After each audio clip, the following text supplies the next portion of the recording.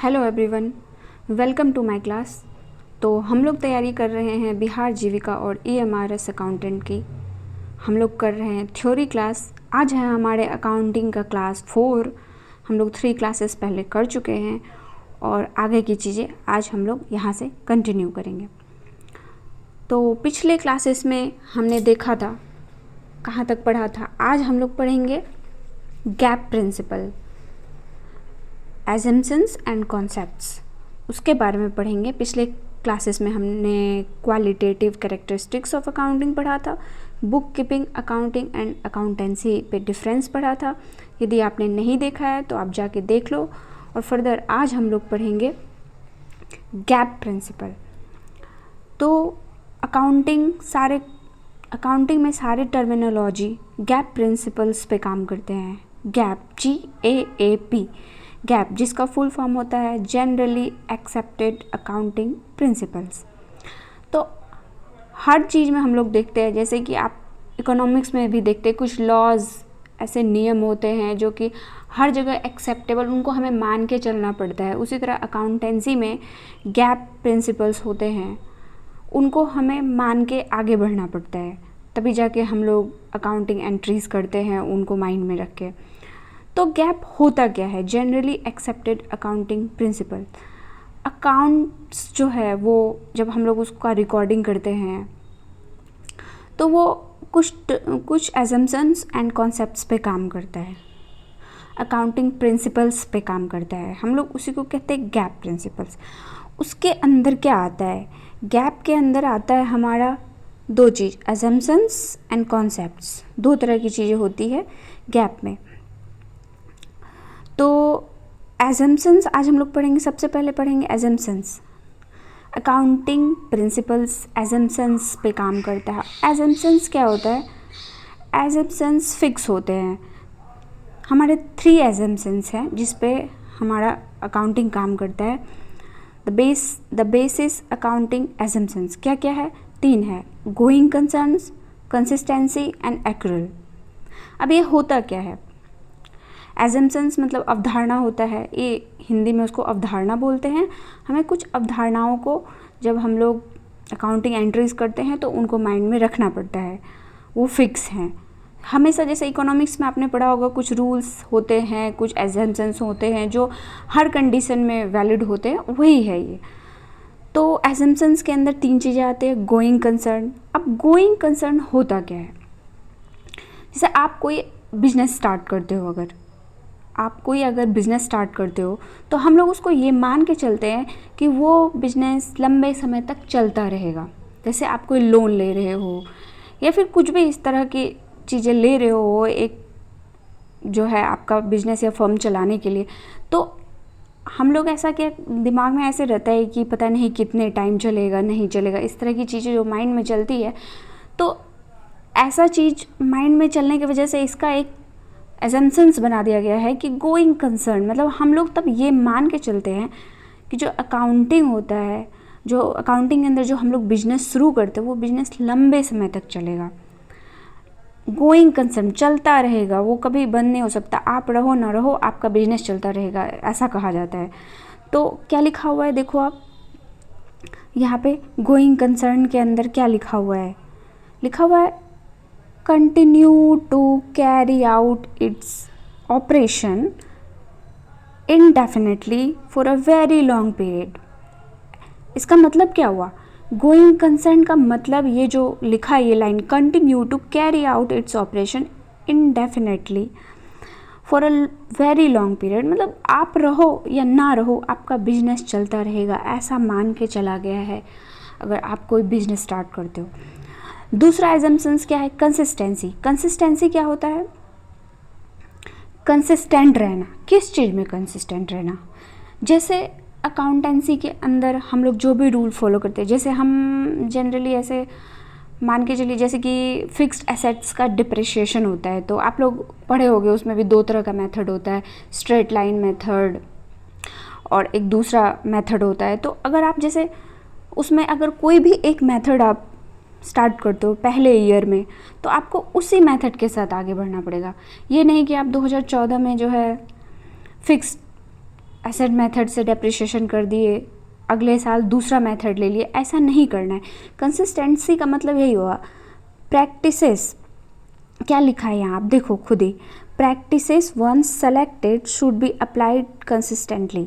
इसका क्या मतलब हुआ कि आपने एक बार जो मेथड लिया है अकाउंटिंग का, उसी को आपको हर साल फॉलो करना है, हर बार चेंज नहीं करना है। उससे क्या होता है, आप चीज़ें बाइफरकेट नहीं कर पाओगे, आप जो है उसको मतलब कंपेयर नहीं कर पाओगे, तो ये चीज़ें हो जाएंगी। इसीलिए कंसिस्टेंट रहने कहा गया है एक ही मेथड पे। तीसरा क्या है, एक्यूरल। अब एक्यूरल क्या होता है, अकाउंटिंग जनरली दो चीज़ पे काम करता है, कैश पे और एक्यूरल पे। अब कैश तो आपको पता ही है, आप कोई सामान खरीदो कैश दो, ऐसा वाला होता है। लेकिन एक्यूरल क्या होता है, उधार, नकदी। इसमें क्या होता है कि आपको कोई सामान आप खरीद रहे हो या बेच रहे हो, आपको सिर्फ इतना ही देखना है कि आप किस टाइम, जैसे कि आपको मान लीजिए अभी जैसे कि कोई 5 कीबोर्ड बनाने का ऑर्डर मिलता है, आपको अगर ये ऑर्डर मिलता है तो आप ऑर्डर रिसीव किए, मान के चलो आप जिस डेट पे ऑर्डर रिसीव किए, नेक्स्ट डे आप जो है वो सामान रेडी करोगे और उसको आप इस जगह में, तो हम क्या देख रहे थे, एक्यूरल बेसिस। एक्यूरल बेसिस में आप जैसे ही चीज़ों को आप बुक्स ऑफ एंट्री जिस डेट को बना दिए, बस आपका वही हो गया रिवेन्यू रिकॉग्निशन। आपको इससे कोई मतलब नहीं है कि आपको कैश कब रिसीव हो रहा है, नहीं हो रहा है, इससे कोई मतलब नहीं है। जिस दिन आपने बुक ऑफ एंट्री कर दी उस दिन ही आपका वो सेल हो गया। इस टाइप की चीज़ें मान के चले। Revenue is recognised when the goods are sold. समझ गए आप, जिस समय आपने उसको बेच दिया, आपको पैसे रिसीव हुए नहीं हुए, आपने बुक्स ऑफ में एंट्री कर दी, बस हो गया आपका, तो हो गया, हम जान गए। तो बेसिस अकाउंटिंग एजम्पशंस 3 तरह के होते हैं। गोइंग कंसर्न, आप रहो न रहो आपका बिजनेस चलता रहेगा। कंसिस्टेंसी, आपको एक ही मेथड को फॉलो करके चलना है, बार बार हर ईयर आप मेथड्स नहीं चेंज। एक्यूरल, एक्यूरल मतलब आपने जिस टाइम बुक्स ऑफ एंट्री कर दिया, आपने जिस समय माल को बेच दिया, बस वही मेन फैक्टर होता है। इस पर डिपेंड नहीं करता है कि आपको पैसे कब रिसीव हो रहे हैं, नहीं हो रहे। ठीक है, अब हम लोग देखेंगे अकाउंटिंग कॉन्सेप्ट्स। तो अकाउंटिंग एजम्पशंस हमने पढ़ लिया, अब अकाउंटिंग कॉन्सेप्ट्स के अंदर क्या आता है, इसके अंदर बहुत सारे हैं। तो पहला क्या है, accounting period concepts. Accounting period से क्या आप समझते हो? देखिए, जनरली हमारे लिए तो जनवरी में ईयर स्टार्ट होता है और दिसंबर में एंड हो जाता है, पर अकाउंटिंग ईयर अलग होता है। 1 अप्रैल से, जैसे ये 2025 चल रहा है, 1 अप्रैल 2025 से 31 मार्च 2026 तक अकाउंटिंग पीरियड होता है। इसी पीरियड के अंदर की चीज़ों को हमको देखना है। हमको ये जनवरी टू दिसंबर अकाउंटिंग में ये कैलेंडर ईयर है, इससे हमें लेना देना नहीं, हमें अकाउंटिंग ईयर को देख के चलना होता है। तो अकाउंटिंग पीरियड कॉन्सेप्ट का क्या मतलब हुआ, period should be fixed to ascertain the profit and loss of business. मतलब आपको पीरियड तो फिक्स करके चलना पड़ेगा। पीरियड फिक्स रखोगे तभी आपको चीज़ों को कंपेयर करने में बनेगा। आप कभी किसी मंथ का ले रहे हो, जैसे कि अकाउंटिंग पीरियड होता है 1 अप्रैल से 31 मार्च तक, आपको उसके बीच की चीज़ें ही देखनी पड़ेगी, तभी आपको पता चल पाएगा बिजनेस में लॉस हो रहा है, प्रॉफिट हो रहा है। वही बात यहाँ लिखा हुआ, पीरियड शुड बी फिक्स करके देखना पड़ेगा। आप अभी इस साल का भी ले लिए, कुछ अगले साल का भी ले लिए, तो इस केस में प्रॉब्लम हो सकता है। इसीलिए अकाउंटिंग पीरियड कॉन्सेप्ट बनाया गया है कि पीरियड फिक्स होना चाहिए, तभी जाके आप जो है प्रॉफिट एंड लॉस को बिजनेस में कंपेयर कर सकोगे दूसरे बिजनेस से या अपने ही बिजनेस से। दूसरा कॉन्सेप्ट क्या है, money measurement concept. Money measurement क्या होता है, हर एक वैसा वस्तु जिसको हम लोग मनी में मेज़र कर सकते हैं, बस ऐसे ही चीज़ों को हम जो है रिकॉर्ड करेंगे। मनी मेजरमेंट कॉन्सेप्ट, जैसे अभी मैं आपको पढ़ा रही हूँ तो आप बता सकते हो, आप इसको मनी में मेज़र कर सकते हो क्या कि मैं अच्छा पढ़ा रही हूँ, ख़राब पढ़ा रही हूँ? नहीं, तो हम मनी में मेज़र नहीं कर सकते। तो ऐसी चीज़ों को नहीं लेना है। Money, those transactions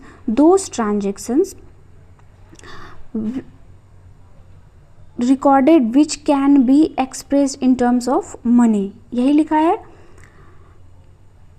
those transactions is be recorded which can be express in terms of money.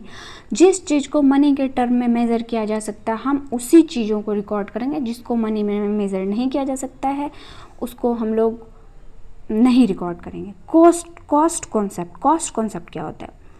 Cost concept मतलब यही होता है, आप कोई चीज़ बिजनेस के लिए खरीदते हो, आप कोई मशीनरी ही परचेस कर रहे हो, मशीनरी के परचेस से लेके उसका इंस्टॉलेशन रेडी टू यूज़ तक आने में आपको जितना एक्सपेंस हो रहा है आपको पूरे एक्सपेंसेस को रिकॉर्ड करना है, वही है cost concept. Assets are recorded at their purchase price. क्या लिखा है आप? Assets are recorded at their purchase price which includes cost of acquisition, transportation, installation and making the asset ready to use. मतलब acquisition से लेकर transportation में कितना खर्चा हुआ, भाड़ा कितना लगा, आपको इंस्टॉल कराने में कितना एक्सपेंस हुआ, उसको आपने किसी को बुलाया उसको इंस्टॉल कराने में, और रेडी टू यूज़ होने तक जो एक्सपेंस होता है वहाँ तक देखना पड़ता है, तब जाके वो मतलब वो हुआ उसका कॉस्ट कॉन्सेप्ट। कॉस्ट कॉन्सेप्ट को ही हिस्टोरिकल कॉन्सेप्ट भी बोलते हैं। चौथा क्या है? Dual aspect concepts. Dual aspects concept तो इजी है, हमको पता ही है कि हर चीज़ जो हम रिकॉर्ड करते हैं उसके दो एस्पेक्ट्स होते हैं, डेबिट एंड क्रेडिट। तो all debit and all credit both are recorded in dual aspects. मतलब डेबिट और क्रेडिट दो टर्म में रिकॉर्ड की जाती है चीज़ें, तो ड्यूअल एस्पेक्ट्स कॉन्सेप्ट हो गया वो। पांचवा क्या है? Revenue recognition concepts. Revenue recognition concepts क्या होता है? Revenue should be included in the accounting recorded only when it is realized। ये वही बात का है, थोड़ी देर पहले मैं आपको समझा रही थी ना, वही कि मान लो आपको ऐसे कुछ कोई भी मान के चलो आपको 10 बैग बनाने का ऑर्डर मिला, मैं एक एग्जांपल दे रही हूँ, तो आपको ऑर्डर मिला 7 तारीख को। मान के चलो आपको ये एक बैग बनाने का ऑर्डर मिला है आपको कितना? 7 तारीख को। तो हमें ऑर्डर मिला है कितना? 7 तारीख को। हमें डिलीवर करना है 10 तारीख को, ठीक है। और पेमेंट रिसीव हुआ है हमें 20 को। अब हमें इस रिवेन्यू रिकॉग्निशन कॉन्सेप्ट में हमें कोई फ़र्क नहीं पड़ता है कि ये ऑर्डर से हमें कोई लेना देना नहीं है, पेमेंट कब रिसीव हुआ उससे कोई लेना देना नहीं है। आप जब डिलीवर करते हो ना चीज़ों को, जैसे यहाँ 10 को हमने डिलीवर किया है, तो उसी दिन ये बुक्स ऑफ अकाउंट्स में रिकॉर्ड हो जाएगा डिलीवरी डेट को 10 को, ठीक है। यही कहता है रिवेन्यू रिकॉग्निशन कॉन्सेप्ट। मतलब आपको पेमेंट कभी भी मिल रहा हो उससे कोई मतलब नहीं है, लेकिन जिस दिन आपने चीज़ को डिलीवर कर दिया उसी दिन बुक्स ऑफ अकाउंट में एंट्री हो जाएगा कि आपको रिवेन्यू उससे हो चुका है, ठीक है।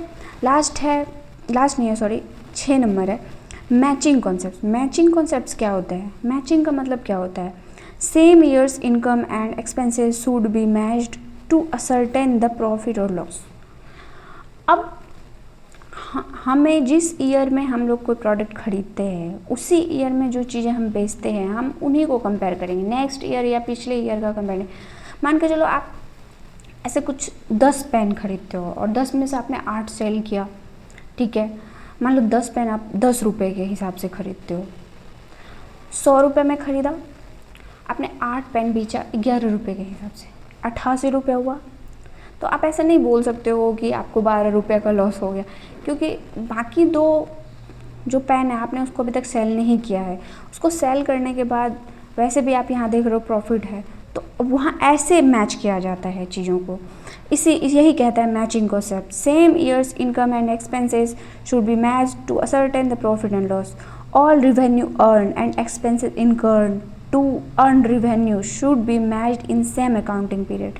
यही बोल रहा है ऑल रिवेन्यू, जो मैंने आपको बताया कि 10 पेन खरीदा है तो 10 को भी पूरा ही सेल करेंगे तभी हम कंपेयर, 8 को सेल करके हम कंपेयर नहीं कर सकते। अब 7वां क्या है? Full disclosure concept. Full disclosure concept यही कहता है all material relevant facts must be fully and completely disclosed in financial statements.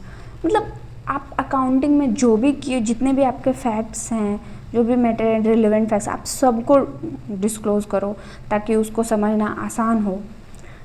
यही कहता है फुल डिस्क्लोजर कॉन्सेप्ट्स। अब 8वां क्या है? Conservatism concepts. कंजर्वेटिज्म कॉन्सेप्ट क्या होता है? अकाउंटिंग में वैसे भी इस टर्म का बहुत ज़्यादा यूज़ हुआ है कि वही बात कहा गया है कि profit should not be recorded until realised but all losses are to be provided in the books of accounts. ठीक है, इसका मतलब क्या हुआ कि आपको प्रॉफिट क्या होने वाला आप उसको रिकॉर्ड करो ना करो, पर आपको फ्यूचर में लॉस क्या होने वाला है आपको उसको रिकॉर्ड करके चलना है। इसको प्रूडेंस थ्योरी भी कहते हैं। ऐसा क्यों? जैसे कि आपको ऐसा लग रहा है कि बैड डेप्ट्स होने वाला है या डेप्रिशिएशन होने वाला है, तो वो सब के लिए आप पहले से फंड्स बना के रख दो। यही कहते हैं कंजर्वेटिज्म कॉन्सेप्ट कि प्रॉफिट को आप रिकॉर्ड करो ना करो, आप उससे नहीं लेना देना है, लेकिन आपको लॉस को देख के चलना है बुक्स ऑफ अकाउंट्स में। इसको कहते हैं प्लेइंग सेफ प्रूडेंस थ्योरी। इसी को हम कहते हैं प्रूडेंस थ्योरी। बहुत बार पूछ देता है एग्जाम में कि प्रूडेंस थ्योरी का कंजर्वेटिज्म कॉन्सेप्ट। अब 9वां क्या है? Materiality concept. मटेरियल मतलब आपको क्या करना है ना यहाँ पे कि should focus on material facts only, important should be disclosure. मतलब जितने भी चीज़ें हैं जो कि अकाउंटिंग के लिए ज़रूरी है, उसको समझने के लिए ज़रूरी है, वो सबको आपको रिकॉर्ड कर देना। आप छोटी मोटी चीज़ों को छोड़ सकते हो, लेकिन इम्पॉर्टेंट जितनी भी चीज़ें हैं आपको बुक्स ऑफ अकाउंट में रिकॉर्ड करना है। यही बोला है material. Objectivity concept. Objectivity concept क्या कहता है कि आप जो भी बुक्स ऑफ अकाउंट्स में रिकॉर्ड कर रहे हो वो हमेशा वॉचर्स उसका होना चाहिए, वो वेरीफाइड होना चाहिए, वो कहाँ से लिखे हो आपने, मतलब सब चीज़ को आपको दिखाना पड़ेगा। यही कहा गया ऑब्जेक्टिविटी कॉन्सेप्ट्स में। क्या? Transaction should be recorded in an objective manner free from the bias and accounting of accountants and others. मतलब हर ट्रांजैक्शन जो आप रिकॉर्ड कर रहे हो वो वेरीफाइड होना चाहिए, वॉचर्स उसका होना चाहिए। यही कहता है ऑब्जेक्टिविटी कॉन्सेप्ट। अब लास्ट है business entity concept. Business entity concept भी बहुत इंपॉर्टेंट कॉन्सेप्ट है कि हमेशा आप जो एक बिजनेस रन कर रहे हो वो बिजनेस एक सेपरेट एंटिटी है, आप एक सेपरेट एंटिटी हो। जैसे मेरा नाम है स्वाति, तो अगर मैं कोई कंपनी खोलती हूँ तो ऐसा कुछ मैं लगाऊंगी ना, स्वाति कंपनी लिमिटेड, और मेरा नाम स्वाति है। तो अकाउंटिंग में ये मान के चला गया कि स्वाति कंपनी लिमिटेड और स्वाति ये दोनों सेपरेट एंटिटी है।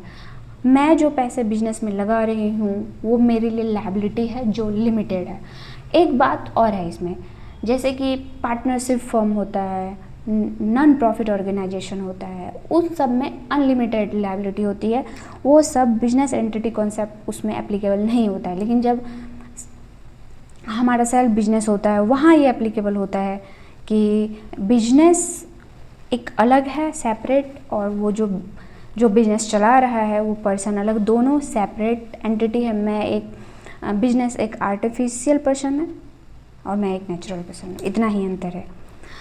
ठीक है, अगर आपको ये पूरा कॉन्सेप्ट समझ में आया है अकाउंटिंग कॉन्सेप्ट, तो आप क्लास को शेयर करो, लाइक करो, और आपको और इसमें क्या इम्प्रूवमेंट चाहिए और क्या क्लासेस चाहिए ये आप मुझे बता सकते हो। Thank you. हम लोग ऐसे ही क्लासों को कंटिन्यू करेंगे।